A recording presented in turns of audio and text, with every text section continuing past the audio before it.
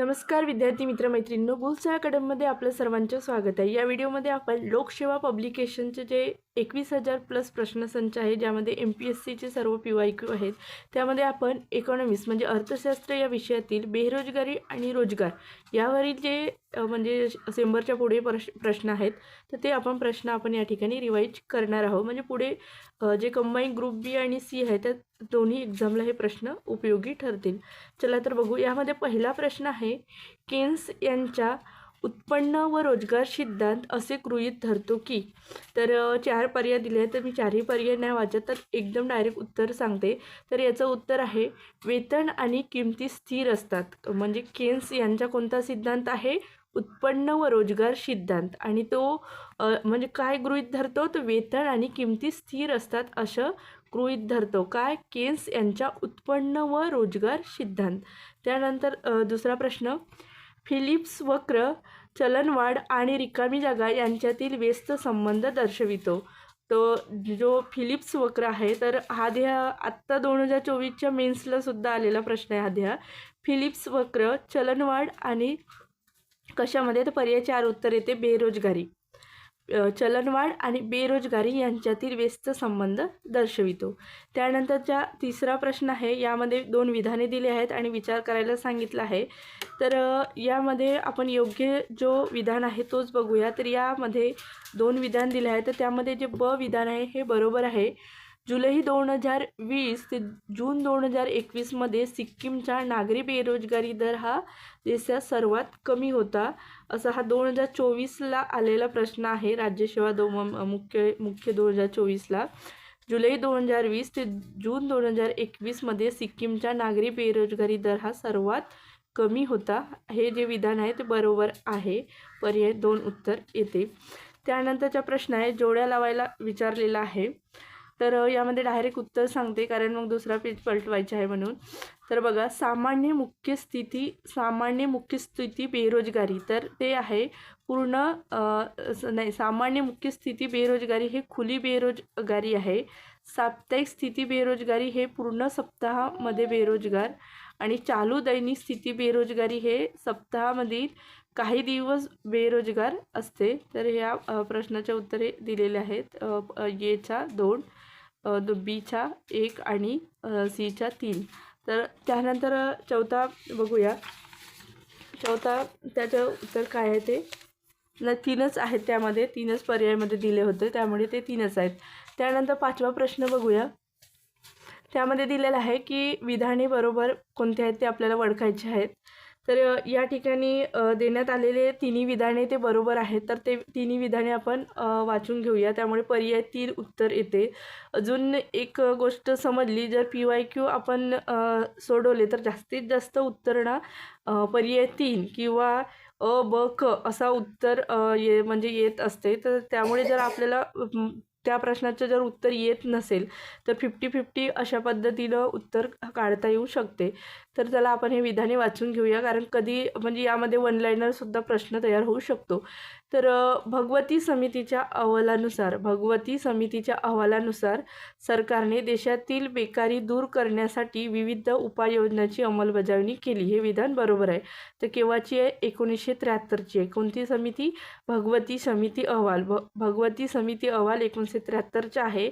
सरकारने देशातील बेकारी दूर करण्यासाठी विविध उपाययोजनेची अंमलबजावणी केली। त्यानंतर ब विधान, देशातील बेकारी कमी करण्यासाठी क्षेत्र विकास योजना राबवली गेली। त्यानंतरचा विधान आहे, बेकारी कमी करण्यासाठी लहान शेतकरी विकास संस्था योजना सुरू केली गेली। कोणती? लहान शेतकरी विकास संस्था ही योजना सुद्धा बेकारी कमी करण्यासाठी सुरू करण्यात आली। क्षेत्रीय विकास योजना सुद्धा हे देशातील बेकारी कमी करण्यासाठी सुरू करण्यात आली। हे 3ही विधान बरोबर आहे। अ, ब, क 3ही विधाने बरोबर आहेत। त्यानंतर 6वा म्हणजे प्रश्न बघूया। त्यानंतरचा यामध्ये सुद्धा 2 विधाने दिलेली आहेत आणि योग्य विधान आपल्याला या ठिकाणी निवडायचं आहे। तर या प्रश्नाचे योग्य उत्तर आहे पर्याय क्रमांक 1, अविधान बरोबर आहे। तर अविधान वाचून घेऊया। वाढ सर्वसमावेशक असते जेव्हा ती रोजगार निर्माण करते। वाढ ही सर्वसमावेशक असते जेव्हा ती रोजगार निर्माण करते। तर अविधान बरोबर आहे। त्यानंतरचा प्रश्न आहे 7वा, फिलिप्सचा वक्र हा कशासाठी उपयुक्त आहे? आत्ता संयुक्त गट ब मुख्य 2023चा प्रश्न आहे हा. तर कशासाठी उपयुक्त आहे? तर ते आपण बघूया. तर या प्रश्नाचे योग्य उत्तर आहे पर्याय 4. आत्ताच आपण बघितली होती. बेरोजगारी आणि भाववाढीतिरेकांच्या अल्पकालीन बदलाचे विश्लेषण करण्यासाठी आहे हे. कसं आहे? फिलिप्स वक्र आधीच्या PYQ वरून सुद्धा म्हणजे सुटत आहे, कारण बेरोजगारी आणि चलनवाढ म्हणजे भाववाढ असं होतं, म्हणून पर्याय 4 याचं उत्तर आहे.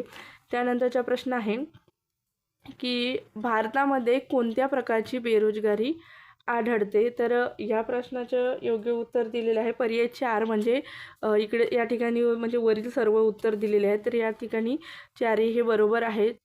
छुपी बेरोजगारी, संरचनात्मक बेरोजगारी, हंगामी बेरोजगारी आणि शिक्षित बेरोजगारी हे 4ही बेरोजगारी भारतामध्ये आढळणाऱ्या बेरोजगारीचे प्रकार आहेत. लक्षात ठेवायचं. छुपी बेरोजगारी, संरचनात्मक बेरोजगारी, हंगामी बेरोजगारी आणि शिक्षित बेरोजगारी. तर पर्याय 4 उत्तर दिलेले आहे या ठिकाणी. उत्तर दिलेले आहेत. तर हे बघा पर्याय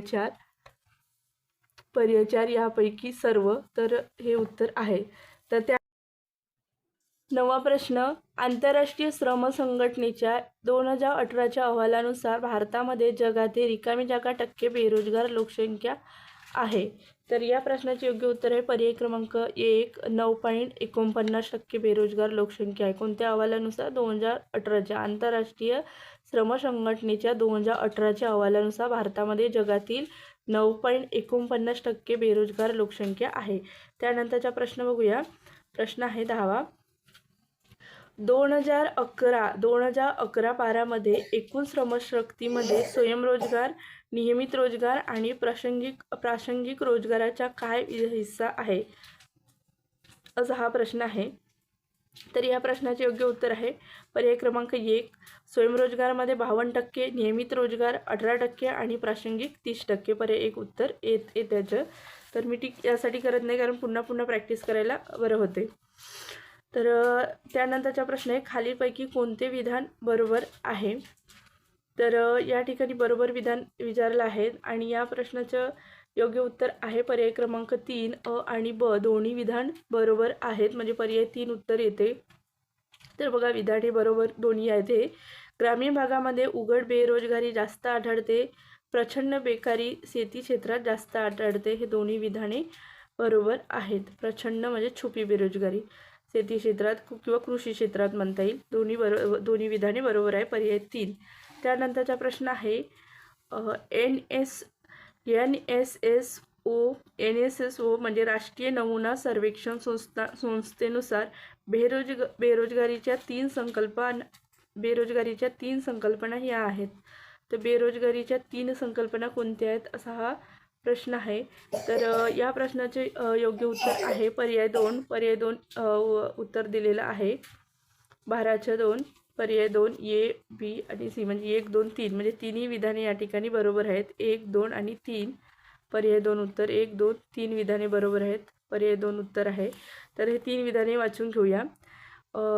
जे राष्ट्रीय नमुना सर्वेक्षण संस्था आहे त्यानुसार बेरोजगारीच्या 3 संकल्पना कोणत्या आहेत? ते ह्या नेहमीची बेरोजगारी स्थिती, चालू आठवड्याची बेरोजगारी स्थिती आणि आजच्या दिवसाची बेरोजगारी स्थिती, हे 3 आहेत. आणि महत्त्वाचं म्हणजे कोणत्याही प्रश्नाचं उत्तर असं कंसामध्ये दिलेलं असलं ना, तर हे 50-50 चान्स असतो याचं. असं म्हणजे आतापर्यंतच्या PYQ सॉल्व केलं तर ते समजतं. भारतातील रोजगारामध्ये संघटित क्षेत्राचा वाटा दर्शविण्यासंदर्भात खालील जोड्या जुळवा. यामध्ये जोड्या आहेत त्या जुळवायच्या आहेत. तर याच्यामध्ये उत्तर आहे पर्याय क्रमांक 1 उत्तर दिलेलं आहे. तर त्या जोड्या कोणत्या आहेत तर बघा.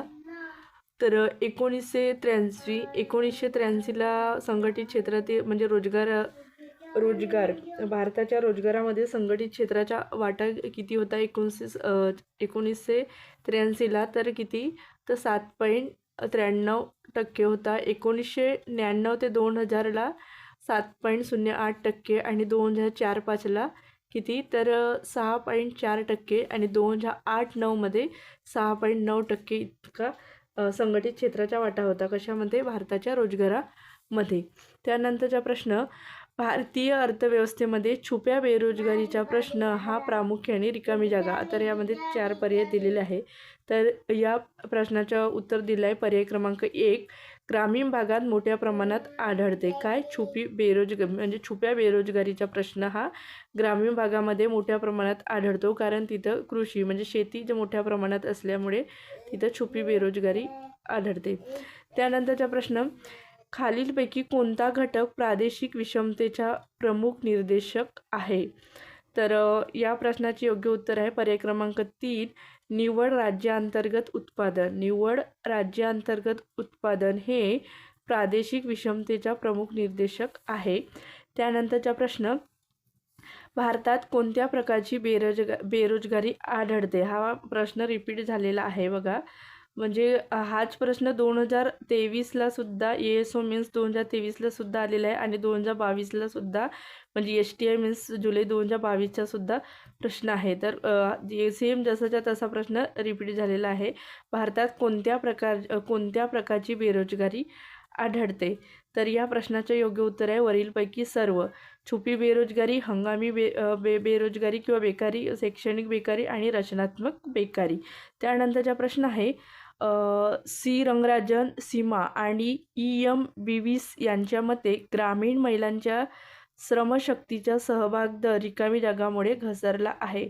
तर ग्रामीण महिलांच्या श्रमशक्तीचा सहभाग दर कशामुळे घसरला आहे? तर या प्रश्नाचे योग्य उत्तर आहे पर्याय 2. शिक्षणाचा परिणाम आणि उत्पन्न परिणाम.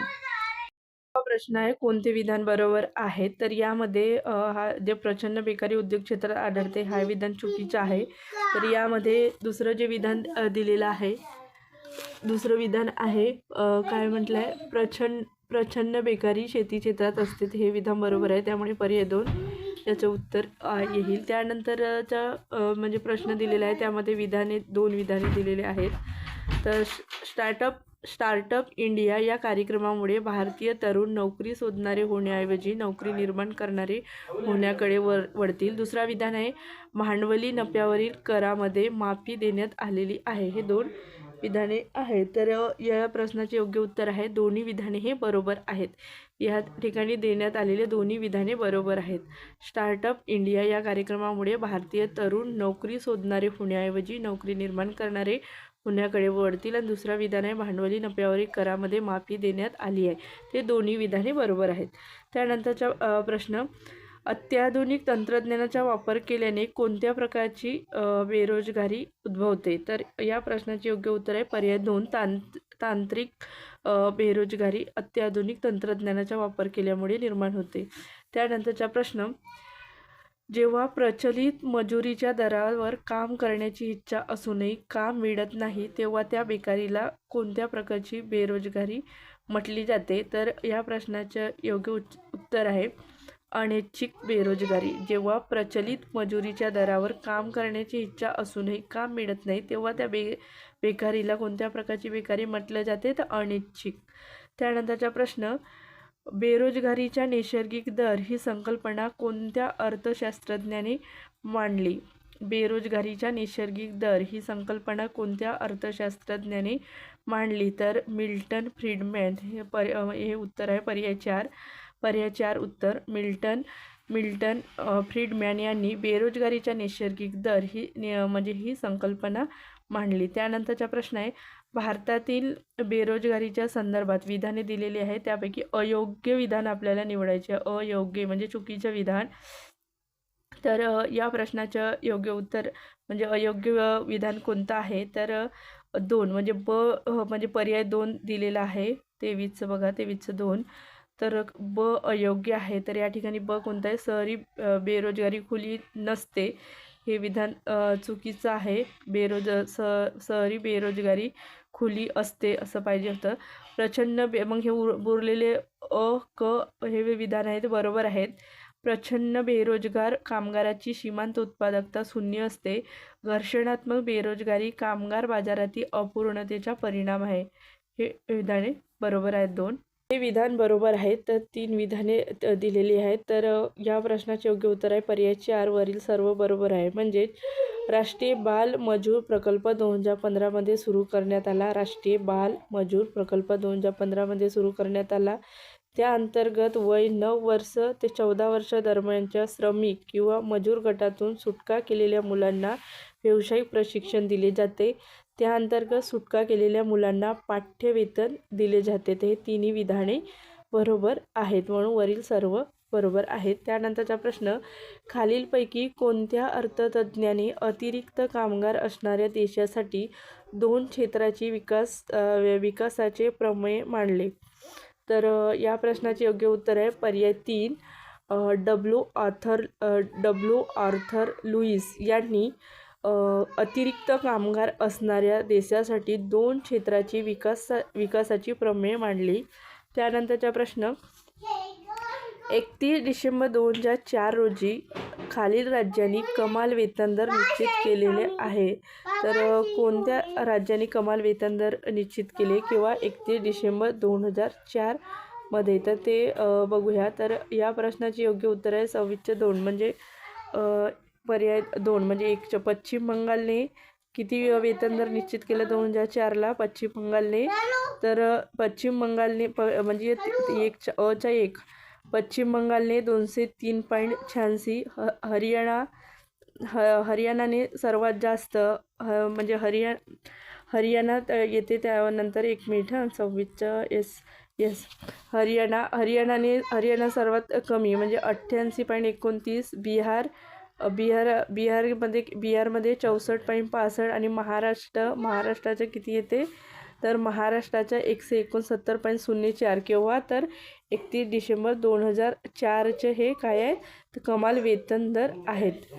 त्यानंतरचा प्रश्न, भारतातील बेरोजगारीच्या संदर्भात कोणते विधान खरे नाही म्हणजे योग्य नाही आहेत? बेरोजगारीच्या संदर्भात योग्य नाही आहेत असे हे विधान आपल्याला या ठिकाणी निवडायचे आहे. तर 27चं उत्तर दिलं आहे 2. तर भारतात चक्रीय बेरोजगारी आहेत हे विधान म्हणजे बरोबर नाही आहे, खरे नाही आहे. मग काय, भारतात अजून छुपी बेरोजगारी आहे हे बरोबर आहे. भारतातील बेरोजगारी मुख्यत्वे करून संरचनात्मक आहे हे पण बरोबर आहे. भारतातील रोजगार विषयक आकडेवारी गोळा करणारी NSSO ही महत्त्वाची संस्था आहे. तर पहिला, तिसरा आणि चौथा हे बरोबर आहे, तर दुसरा हे चुकीचं आहे. दुसरं विधान हे चुकीचं आहे. त्यानंतरचा प्रश्न बघू, भारतातील रोजगार निर्मिती कार्यक्रम आणि त्यांचा प्रारंभ किंवा घोषणा दिनांक वर्ष दिलेला आहे. तर त्यांच्या जोड्या जुळवायच्या आहेत आपल्याला. तर बघा याचं उत्तर आहे 28चं उत्तर दिलेलं आहे 1 म्हणजेच प्रधानमंत्री ग्राम सडक योजना. प्रधानमंत्री ग्राम सडक योजना केव्हा तयार झाली? तर 25 डिसेंबर 2000ला. त्यानंतरच्या योजना आहेत प्रधानमंत्री रोजगार निर्मिती कार्यक्रम. प्रधानमंत्री रोजगार निर्मिती कार्यक्रम केव्हाचा आहे? प्रधानमंत्री रोजगार निर्मिती कार्यक्रम. तर प्रधानमंत्री रोजगार निर्मिती कार्यक्रम हा 14 ऑगस्ट 2008चा आणि स्वर्ण जयंती शहरी रोजगार योजना हे किती? 1 डिसेंबर 1997ची आहे, इकडे दिलेलं आहे. आणि त्यानंतर राष्ट्रीय अन्न सुरक्षा योजना ही ऑगस्ट 2013ची आहे. राष्ट्रीय अन्न सुरक्षा योजना ऑगस्ट 2013. ह्या जोड्या अशा पद्धतीने येऊ शकतात किंवा फॅक्च्युअल एकच जोडीसुद्धा विचारले जाऊ शकते, त्यामुळे हे व्यवस्थित लक्षात ठेवायचं. त्यानंतरच्या रोजगाराच्या क्लासिकल सिद्धांतानुसार अर्थव्यवस्थेत संपूर्ण रोजगारीची स्थिती आणणारा सर्वात महत्त्वाचा घटक कोणता? तर कोणता घटक आहे? तर याचं उत्तर पर्याय 3 दिलेला आहे, मजुरी, किंमत व व्याज दरातील लवचिकता. मजुरी, किंमत व व्याज दरातील लवचिकता हे रोजगाराच्या क्लासिकल सिद्धांतानुसार अर्थव्यवस्थेत महत्त्वपूर्ण रोजगाराची स्थिती आणणारा महत्त्वाचा घटक आहे. कोणता? तर मजुरी, किंमत व व्याज दरावरील लवचिकता. पर्याय 3 उत्तर येते. त्यानंतरचा प्रश्न बघूया, डिसेंबर 1997 पासून सुरू झालेली स्वर्ण जयंती शहरी रोजगार योजना कोणत्या योजनेचे एकीकरण आहेत? तर या प्रश्नाचे उत्तर दिलं आहे पर्याय क्रमांक 1, नेहरू रोजगार योजना, गरिबांची नागरी मूलभूत सुविधा योजना आणि प्रधानमंत्र्यांच्या एकात्मिक नागरी दारिद्र्य निर्मूलन कार्यक्रम यांच्या एकीकरणातून कोणती योजना तयार झाली आहे? सुवर्ण जयंती शहरी रोजगार योजना किंवा डिसेंबर 1997 पासून. त्यानंतरचा प्रश्न बघूया. प्रश्न आहे रोजगार नसलेल्या परंतु रोजगार मिळावा अशी इच्छा असलेल्या व्यक्तीला बेरोजगार म्हणता येईल अशी व्याख्या कोणी केली? तर अशी व्याख्या कोणी केली? तर या प्रश्नाचे योग्य उत्तर आहे पर्याय 1 काय एसी पिगू यांनी ही व्याख्या केलेली आहे की रोजगार नसलेल्या परंतु रोजगार मिळावा अशी इच्छा असलेल्या व्यक्तीला बेरोजगार म्हणता येईल. त्यानंतर भारतातील बेरोजगारीची मुख्य कारणे कोणती आहेत? तर 32 दिलेलं आहे उत्तर. तर 2 मध्ये काय दिले? फक्त क. तर या ठिकाणी कुठे एक मिनिट अयोग्य तंत्रज्ञान हे त्याचं उत्तर आहे. मुख्य कारण भारतात बेरोजगारीचे मुख्य कारण आहे अयोग्य तंत्रज्ञान. इथं क दिलेलं आहे. पर्याय 2 इथं. NSSO नुसार श्रमशक्ती म्हणजे अशा व्यक्ती ज्या रोजगाराच्या शोधात आहेत अशा व्यक्ती ज्यांना रोजगार मिळाला आहे. तर हे दोन्ही विधान बरोबर आहे, त्यामुळे पर्याय 4 उत्तर येईल. त्यानंतरचा प्रश्न अर्थव्यवस्थेतील रोजगाराची गुणवत्ता खालीलपैकी कोणत्या घटकाद्वारे जोखता येते? तर या प्रश्नाचे योग्य उत्तर दिलं आहे पर्याय 3 वरील सर्व घटक. त्यामुळे आता वाचून घेऊ. कामगारांना मिळणारी मजुरी किंवा पगार, संघटित व असंघटित क्षेत्रात काम करणाऱ्याचे प्रमाण, प्राथमिक द्वितीय आणि सेवा क्षेत्रात मिळणाऱ्या रोजगार संधी, शिक्षण आणि कौशल्यावर आधारित कामगाराची उत्पादकता ही काय आहे? अर्थव्यवस्थेतील रोजगाराची गुणवत्ता या घटकाद्वारे जोखता येते. अर्थव्यवस्थेतील रोजगाराची गुणवत्ता कोणत्या घटकाद्वारे जोखता येते? तर कामगारांना मिळणारी मजुरी किंवा पगार, संघटित व असंघटित क्षेत्रात काम करणाऱ्यांचे प्रमाण, प्राथमिक द्वितीय व सेवा क्षेत्रात मिळणाऱ्या रोजगार संधी, शिक्षण व कौशल्यावर आधारित कामगाराची उत्पादकता. तर वरील सर्व घटक येतात हे काय? अर्थव्यवस्थेतील रोजगाराची गुणवत्ता जोखताना. त्यानंतरचा प्रश्न आहे की घटनेत नमूद केलेला कामाचा अधिकार सर्वप्रथम मिळवून देणारी भारतातील रोजगार उपक्रम किंवा योजना कोणती आहे? तर कोणती योजना आहे असा हा प्रश्न आहे. तर या प्रश्नाचं योग्य उत्तर आहे महाराष्ट्रातील रोजगार हमी योजना. पर्याय 3 उत्तर दिलेला आहे. 35 पर्याय 3 महाराष्ट्रातील रोजगार हमी योजना. नंतर ते हे म्हणजे महात्मा गांधी राष्ट्रीय ग्रामीण रोजगार हमी योजना झालं, म्हणजे संपूर्ण भारतभर ती लागू करण्यात आली. सर्वात आधी महाराष्ट्रातील रोजगार हमी योजना आहे. त्यानंतरचा प्रश्न बघूया. खालील 2 विधानापैकी कोणते विधान योग्य नाही? तर या ठिकाणी ए आणि बी दोन्ही नाही असं दिलेलं आहे, म्हणजे योग्य नाही. म्हणजे या ठिकाणी देण्यात आले दोन्ही विधाने चूक आहे, त्यामुळे नाही वाचूया. दुसरा प्रश्न बघू. दुसरा प्रश्न की राष्ट्रीय नमुना सर्वेक्षण संस्थेने मांडलेल्या नित्यस्थिती बेरोजगारीच्या संदर्भातील कोणते विधाने खरी आहेत? तर 37चं उत्तर 2 येते. ए, बी आणि सी. ही संज्ञा तीव्र बेरोजगारी दर्शविते. ही वार्षिक संज्ञा आहे. ही संज्ञा व्यक्तिदर दर्शवते. राष्ट्रीय नमुना सर्वेक्षण संस्थेने मांडलेल्या नित्यस्थिती बेरोजगारीच्या संदर्भात हे विधान आहेत. कोणते? ही संज्ञा तीव्र बेरोजगारी दर्शवते, वार्षिक संज्ञा आणि व्यक्तिक दर सुद्धा दर्शवते. ए, बी, सी उत्तर आहे. याचं उत्तर किती आहे? पर्याय 2 ए, बी, सी. पर्याय ए, बी, सी पर्याय असलेला उत्तर पर्याय 2 उत्तर आहे. त्यानंतरचा प्रश्न खालीलपैकी एक पर्याय महाराष्ट्र राज्याच्या मनरेगा योजनेसंदर्भात वर्ष 2015-16 साठीच्या अनुक्रमे 1 दिवसाचा रोजगार निर्मिती खर्च आणि प्रत्येक कुटुंबासाठी सरासरी रोजगार म्हणजे दिवसात दर्शवितो. तर म्हणजे रुपयात आणि दिवसामध्ये म्हणजे किती दिवसासाठी किती रुपये असं प्रत्येक कुटुंबासाठी सरासरी रोजगार दर्शवितो. तो या पर्यायामधून आपल्याला सांगायचे आहे बरोबर विधान. तर या प्रश्नाचे योग्य उत्तर आहे पर्याय 2 पर्याय 2 म्हणजे 242 60 दिवसासाठीचा रोजगार आणि एका दिवसाची मजुरी किती 242 रुपये. इथं लिहिलं आहे महाराष्ट्र राज्याच्या मनरेगा म्हणजे महात्मा गांधी रोजगार हमी योजना आहे ते 2015-16साठीच्या अनुक्रमे एका दिवसासाठीचा रोजगार किती आहे म्हणजे एका दिवसाची मजुरी 242 म्हणजे 2015-16साठी 242 आणि किती दिवसासाठीचा रोजगार प्रत्येक कुटुंबासाठी सरासरी 60 दिवसासाठी म्हणजे 2 महिने. त्यानंतरचा प्रश्न मनरेगा ह्या रोजगार निर्मिती कार्यक्रमाच्या संदर्भात कोणते विधान सत्य आहे. तर या प्रश्नाचे योग्य उत्तर दिले आहे पर्याय 3 मनरेगा हे ग्रामीण रोजगारीवर भर देते. ग्रामीण रोजगारीवर भर देणारी कोणती योजना किंवा उपक्रम आहे तर मनरेगा या रोजगार निर्मिती कार्यक्रमाच्या संदर्भात म्हणजे कोणते विधान सत्य आहे तर मनरेगा हे ग्रामीण रोजगारीवर भर देते.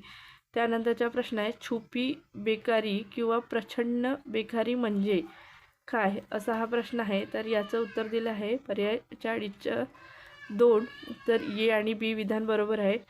शेतमजूर काम करतो पण शेती उत्पन्नात भर पडत नाही ती आणि मजुरांची सीमांत उत्पादकता शून्य असते. ए आणि बी पर्याय 2 उत्तर आहे.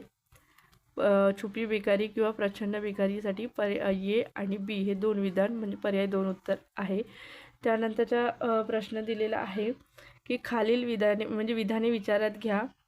महाराष्ट्रातील रोजगार हमी योजनेची दीर्घकालीन सातत्यता काही अंशी या कारणामुळे होती की या योजनेला संसाधनातील निम्मा हिस्सा शहरी लोकसंख्येकडून पुरवला जात होता. आणि त्यानंतरचं दुसरं पर्याय 4 उत्तर दिलेलं आहे बघूया.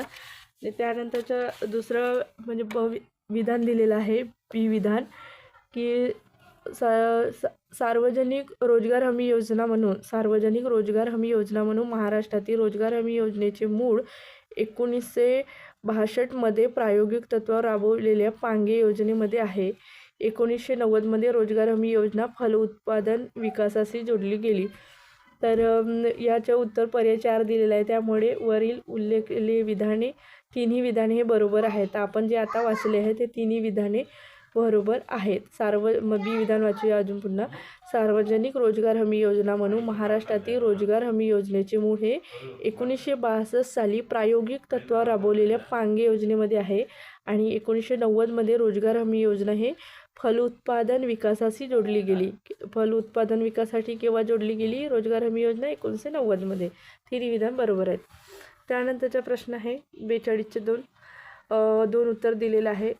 रोजगार निर्मिती हे आर्थिक नियोजनाचे एक उद्दिष्ट असते त्याला काय म्हटलं आहे उच्च प्राथमिकता देण्यात आली नाही. रोजगार निर्मिती हे आर्थिक नियोजनाचे एक उद्दिष्ट असते त्याला काय उच्च प्राथमिकता देण्यात आलेली नाही.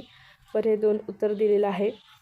त्यानंतरचा प्रश्न 2009-10 मधील राष्ट्रीय नमुना पाहणीच्या 66व्या फेरीनुसार सामान्य स्थिती बेरोजगारी गृहीत म्हणून ग्रामीण भागामध्ये कोणत्या राज्यात बेरोजगारीचा दर हजारी सर्वात कमी नोंदविला गेला. तर याचं उत्तर दिलं आहे पर्याय 2 म्हणजे ब राजस्थान. पर्याय उत्तर येतो राजस्थान. 2 उत्तर दिलेलं आहे. फक्त ब म्हणजे फक्त राजस्थानमध्ये सर्वात कमी बेरोजगारीचा दर सर्वात कमी नोंदविला कोणत्या राज्यामध्ये तर राजस्थान राज्यामध्ये. किंवा कोणत्या अहवालानुसार 2009-10 मधील राष्ट्रीय नमुना पाहणीच्या 66व्या फेरीनुसार बेरोजगारीच्या म्हणजे ग्रामीण भागात कोणत्या राज्यात बेरोजगार दर सर्वात कमी नोंदविला गेला तर राजस्थानमध्ये. फक्त ब उत्तर आहे. त्यानंतरच्या प्रश्नाचं उत्तर बघूया. प्रश्न आहे खालीलपैकी कोणता स्वयंरोजगार कार्यक्रम 1983-84च्या कालावधीत सुरू करण्यात आला आणि नंतर तो प्रधानमंत्री रोजगार योजनेत समाविष्ट करण्यात आला. तर या प्रश्नाचे योग्य उत्तर आहे पर्याय 3 सुशिक्षित शहरी युवकांसाठी स्वयंरोजगार कार्यक्रम हा आहे जो म्हणजे स्वयंरोजगार कार्यक्रम 1983-84च्या कालावधीत सुरू करण्यात आला आणि नंतर तो प्रधानमंत्री रोजगार योजनेमध्ये समाविष्ट करण्यात आला. तो कोणता कार्यक्रम आहे सुशिक्षित शहरी युवकांसाठी स्वयंरोजगार कार्यक्रम आहे हा. 44च्या 3 उत्तर दिलं आहे बरोबर आहे. त्यानंतरचा प्रश्न आहे 2 विधाने दिलेली आहेत. 3 विधाने दिलेली आहेत कोणते बरोबर आहेत ते या प्रश्नाचे योग्य उत्तर दिलं आहे पर्याय 3 45च्या पर्याय 3 म्हणजे अ आणि ब विधान बरोबर आहेत. तर हे दोन्ही विधाने बरोबर आहेत, अ आणि ब. वाचूया. ग्रामीण रोजगार निर्मिती कार्यक्रमाचा उद्देश ग्रामीण भागामध्ये स्वयंरोजगाराच्या संधी निर्माण करणे आहे. सुवर्णजयंती शहरी रोजगार योजनेची उद्दिष्टे शहरी भागामध्ये स्वयंरोजगार आणि वेतन रोजगार या दोन्हीमध्ये रोजगार संधी निर्माण करणे आहे. अ आणि ब हे दोन विधाने बरोबर आहे. क विधान हे चुकीचं आहे, त्यामुळे अ नाही वाचायचं. अ आणि ब विधान बरोबर आहे म्हटलं होतं. त्यानंतरचा प्रश्न बघूया. मनरेगाच्या बाबत कोणते विधान खरे नाही ते बघूया आपण. तर या ठिकाणी दिलेले जे विधाने आहे, तर या प्रश्नाचे योग्य दिलेलं आहे पर्याय 3 हे विधान बरोबर नाही आहे. मनरेगाच्या बाबतीत काय खरे नाही. पर्याय 3 तर ही योजना ग्रामीण कुटुंबातील सर्व प्रौढांना कमीत कमी 100 दिवसाचा वेतन रोजगार पुरवते. ते हे खरे नाही आहे. तर मग खरे काय आहे, तर या योजनेच्या लाभार्थ्यापैकी कमीत कमी 33% लाभार्थी महिला असणे आवश्यक आहे. वेतनाचे वाटप केवळ बँक आणि पोस्ट ऑफिस खात्यातला व्हायला पाहिजे आणि ही योजना श्रमप्रधान कामे पुरवते. बरोबर. त्यानंतरचा प्रश्न बघूया. ग्रामीण भागात आढळून येत असलेल्या बेरोजगारीचा मुख्य प्रकार कोणता?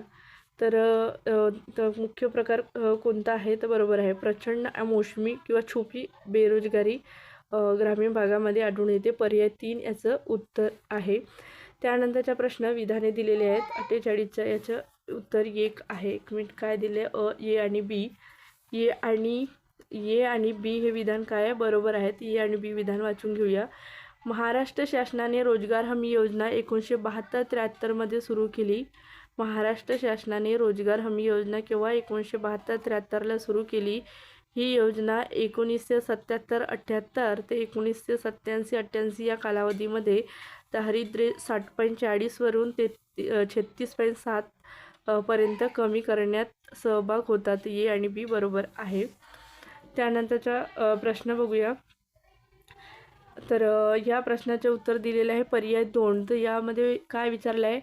1 एप्रिल 1999 रोजी स्वर्ण जयंती ग्राम स्वयंरोजगार योजना कोणत्या योजनेच्या एकत्रीकरणाने सुरू करण्यात आली?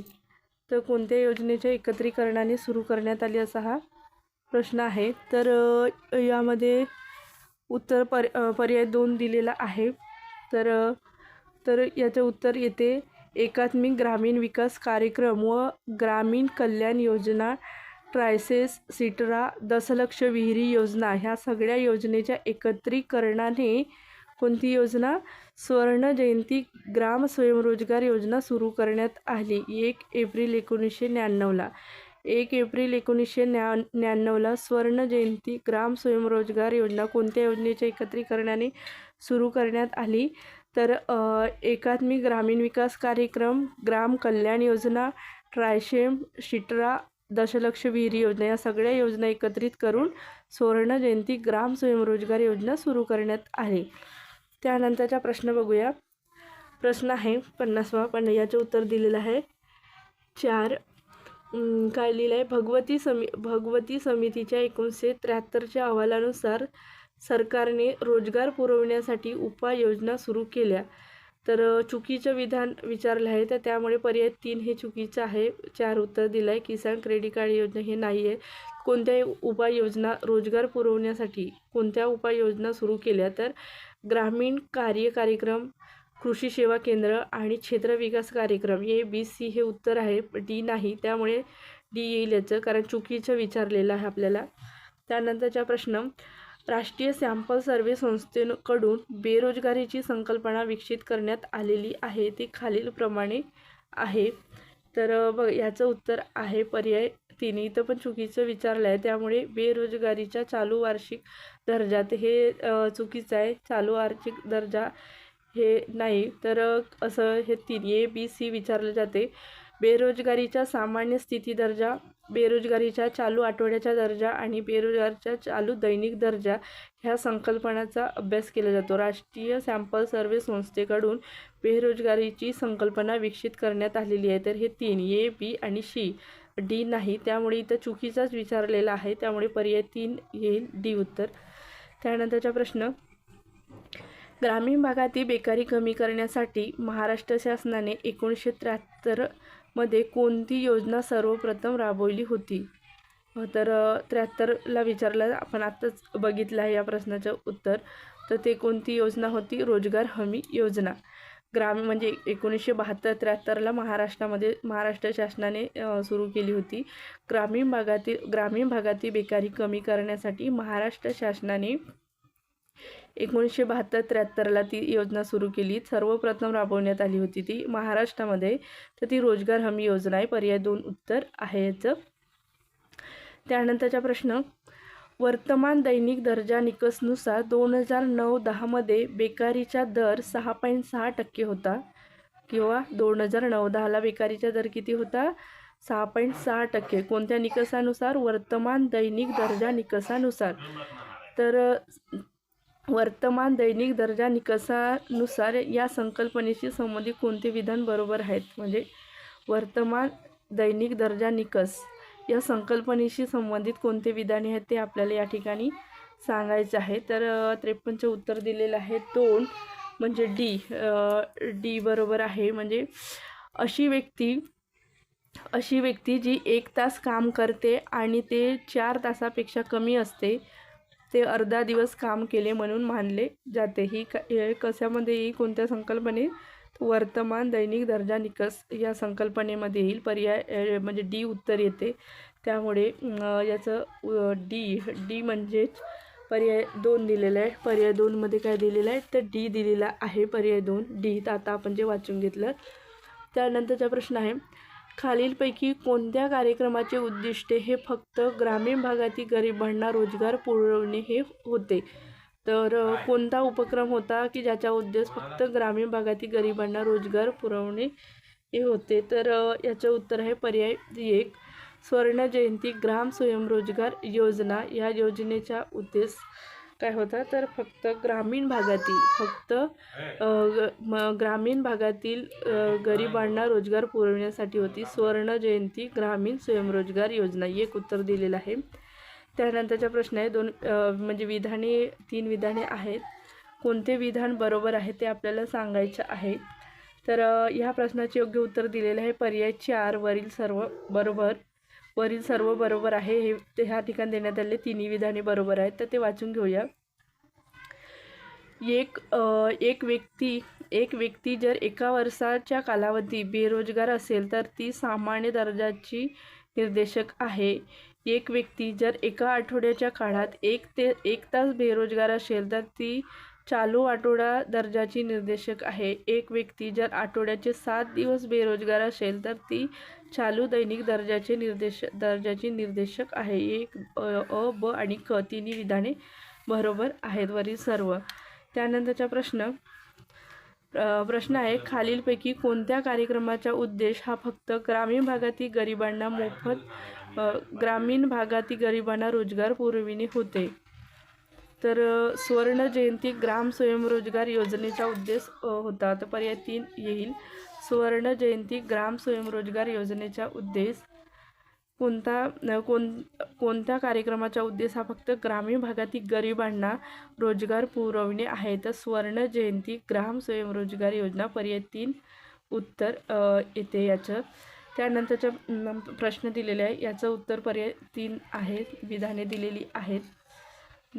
विधाने दिलेली आहेत आणि या विधानानुसार आपल्याला ठरवायचे आहे. तर 3 उत्तर आहे. तर उत्तर काय दिले आहे ते बघूया आधी.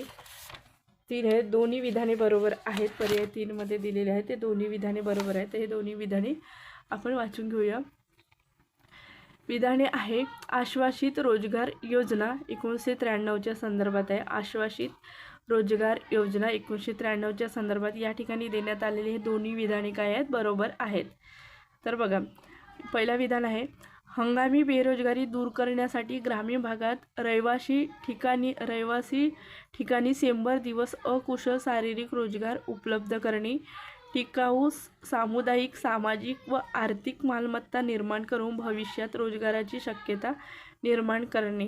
हे दोन्ही विधाने आश्वासित रोजगार योजना 1993च्या संदर्भात बरोबर आहेत. त्यानंतरचा प्रश्न आपण बघणार आहोत.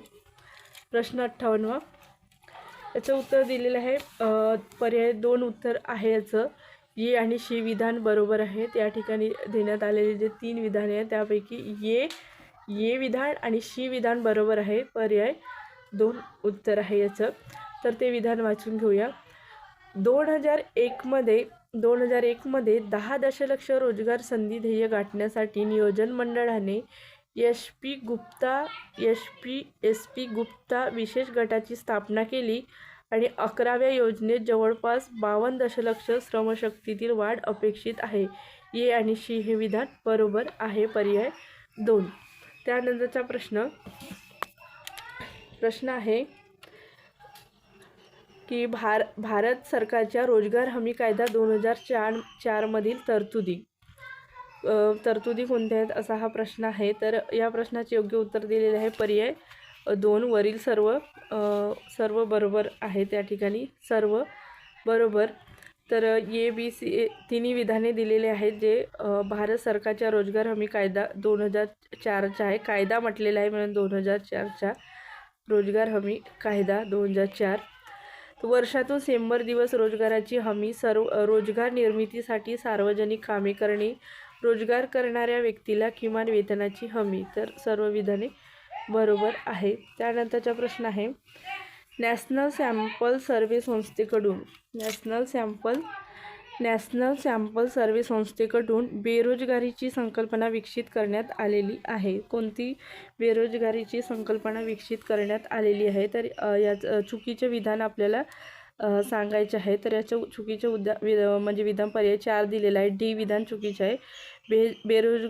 बेरोजगारीच्या चालू वार्षिक स्थिती दर्जा हे चुकीचं आहे.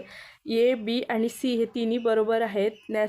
हा प्रश्न तसा रिपीट झालेला आहे, आधी पण झालेला आहे हा प्रश्न. तर वाचून घेऊ. बेरोजगारीचा सामान्य स्थिती दर्जा, बेरोजगारीच्या चालू आठवड्याच्या स्थिती दर्जा, बेरोजगारीच्या चालू दैनिक स्थिती दर्जा हे ह्या संकल्पना नॅशनल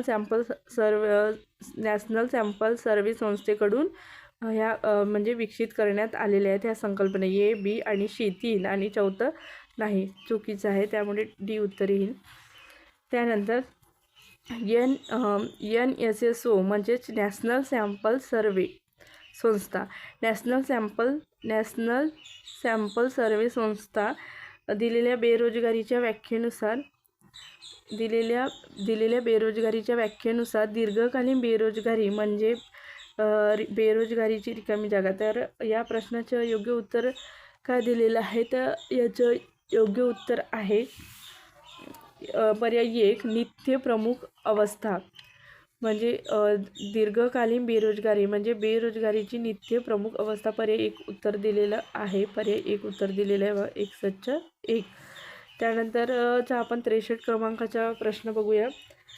63 क्रमांकाचा एका आर्थिक वर्षामध्ये मनरेगा या योजनेअंतर्गत येणाऱ्या कुटुंबाला किमान रिकामी जागा दिवस रोजगार पुरवण्याची हमी देण्यात आलेली आहे. तर किती दिवस रोजगार पुरवण्याची हमी देण्यात आलेली आहे? तर याचं उत्तर दिलेलं आहे पर्याय 3 100 दिवस. एका आर्थिक वर्षामध्ये मनरेगा या योजनेअंतर्गत येणाऱ्या कुटुंबांना किमान 100 दिवस रोजगार पुरवण्याची हमी देण्यात आलेली आहे. त्यानंतर कोणते एक वाक्य बरोबर आहे ते आपल्याला सांगायचे आहे. 64 क्रमांकाचा प्रश्न आहे. तर या प्रश्नाचे योग्य उत्तर दिले पर्याय 3 ए आणि बी दोन्ही विधान हे बरोबर आहे. तर आपण वाचून घेऊया. शेती क्षेत्रातील खूप गर्दीमुळे किंवा अधिकच्या अवलंबनामुळे छुपी बेरोजगारी पाहावयास मिळते. गेल्या काही दशकामध्ये औद्योगिक क्षेत्रातील बेरोजगारी कमी झालेली आढळते. त्यानंतरचा प्रश्न आपण बघूया. भारतीय राज्यघटनेनुसार असणारा कामाचा अधिकार खालीलपैकी कोणत्या योजनेत पहिल्यांदा विचारात घेण्यात आला? तर कामाचा अधिकार कोणत्या योजनेत पहिल्यांदा विचारात घेण्यात आला? तर याचं उत्तर आहे 65च्या 4 रोजगार हमी योजना. पर्याय 4 येते याचं उत्तर. रोजगार हमी योजनेमध्ये पहिल्यांदा कामाचा अधिकार कुठं भारतीय राज्यघटनेनुसार असणारा जो कामाचा अधिकार आहे तो पहिल्यांदा विचारात घेण्यात आला. तर रोजगार हमी योजना हा प्रश्नसुद्धा रिपीट झालेला आहे. म्हणून PYQचा अभ्यास केला तर काही प्रश्न रिपीट होतात एक्झामला, म्हणून अभ्यास करायचा असते. त्यानंतर 66चं बघूया, तर यामध्ये उत्तर दिलेलं आहे 66च्या पर्याय क्रमांक 1 उत्तर दिलेलं आहे. तर भारतामध्ये सार्वजनिक क्षेत्रातील रोजगार निर्मितीत प्रामुख्याने खालील 3 क्षेत्राचा वाटा आहे. तर पर्याय 1 दिलेला आहे, त्यामुळे खाणकाम, वीज आणि पाणी आणि समुदाय आणि सामाजिक सेवा असं याचं उत्तर येईल, कारण पर्याय 1 याचं उत्तर दिलेलं आहे. पर्याय 1 खाणकाम, वीज आणि पाणी, समुदाय आणि सामाजिक सेवा हे काय आहे, भारतात सार्वजनिक क्षेत्रातील रोजगार निर्मितीत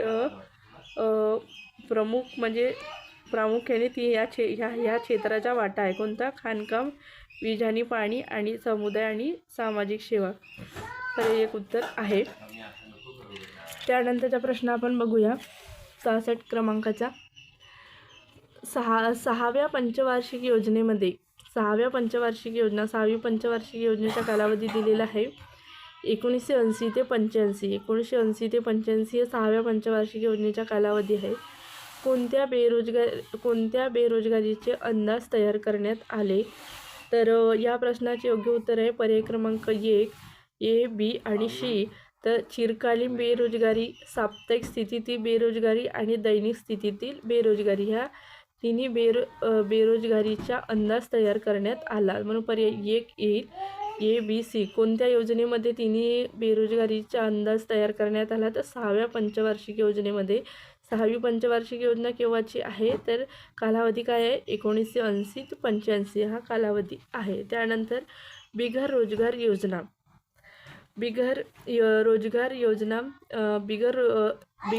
योजना वडखात आहे. तर या ठिकाणी देण्यात आलं पर्याय उत्तर दिलेलं आहे 4 वरीलपैकी एकही नाही, म्हणजे ग्रामीण काम योजना, भाग विकास योजना, एकात्मिक कोरडवाहू कृषी विकास योजना ह्या दिल्या आहेत. त्या बिगर रोजगार योजना वडका तर एकही नाही आहेत. या ठिकाणी देण्यात आलेल्या बिगर रोजगार योजना नाही आहेत, म्हणजे रोजगार देणाऱ्याच योजना आहेत. त्यानंतरचा प्रश्न बघूया 1/69 याचं उत्तर दिलेलं आहे 3 पंतप्रधान रोजगार योजना. तर वाचूया. 1 एप्रिल 1999 मध्ये स्वर्ण जयंती ग्राम स्वयंरोजगार योजना ही व्यापक योजना सुरू करण्यात आली. त्यामध्ये कोणती योजना विलीन करण्यात आली नाही? तर प्रधानमंत्री रोजगार योजना ही विलीन करण्यात आली नाही. म्हणजेच स्वर्ण जयंती ग्राम स्वयंरोजगार योजना ही जी योजना आहे, ह्या योजनेमध्ये एकात्मिक ग्रामीण विकास कार्यक्रम, दशलक्ष विहीर योजना आणि गंगा कल्याण योजना ह्या तिन्ही योजना समाविष्ट करण्यात आल्या. ही योजना केव्हाची आहे? 1 एप्रिल 1999ची. कोणती योजना?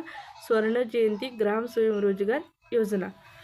त्यानंतरचा प्रश्न महात्मा गांधी राष्ट्रीय ग्रामीण रोजगार हमी योजना या आंतरराष्ट्रीय पातळीवर पहिलाच अंतर्भूत प्रमाणातील वेतनधारी रोजगार हमी कायदा. त्याचे प्रमुख यश खालीलप्रमाणे आहे. तर रोजगार संधीत वाढ, वेतन मिळकत वाढण्यास मदत, वित्तीय समावेश, महिला सक्षमीकरणास मदत. तर वरील सर्व बरोबर आहेत. पर्याय 4 उत्तर आहे. पुढील प्रश्न आपण पुढच्या व्हिडिओमध्ये बघूया. जर तुम्ही या चॅनलला नवीन असाल तर चॅनलला सबस्क्राईब करून घ्या. धन्यवाद.